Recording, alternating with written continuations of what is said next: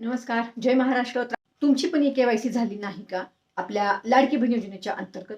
तर मला असं वाटतंय मी खाली जो व्हिडिओची लिंक दिलेली आहे ना, तो व्हिडिओ तुमच्यासाठी खूप महत्त्वाचा आहे, जर तुमची ई-के-वाय-सी झाली नसेल. आता ई-के-वाय-सी संदर्भात तुमचा कुठलाही प्रश्न असू द्या, कुठलाही ई-के-वाय-सी संदर्भात, तर त्या सर्व तुमच्या कमेंटवर मी उत्तरांचे व्हिडिओ आपल्या चॅनलवरती ऑलरेडी अपलोड केलेले आहेत.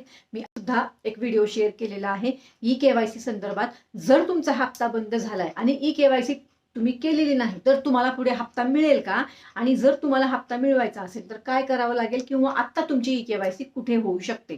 तर नक्कीच तो व्हिडिओ जरूर पहा आणि त्या व्हिडिओला शेअर करा. आता कुठं जायचं नाही तुम्हाला शोधायला तो व्हिडिओ. मी खाली त्या व्हिडिओची लिंक दिलेली आहे. फक्त त्या लिंकवर जा आणि तो व्हिडिओ पहा. लक्षात घ्या, तुमच्या कमेंट माझ्यासाठी खूप महत्त्वाच्या आहेत. म्हणून व्हिडिओ पाहिल्यानंतर मला कमेंट करा.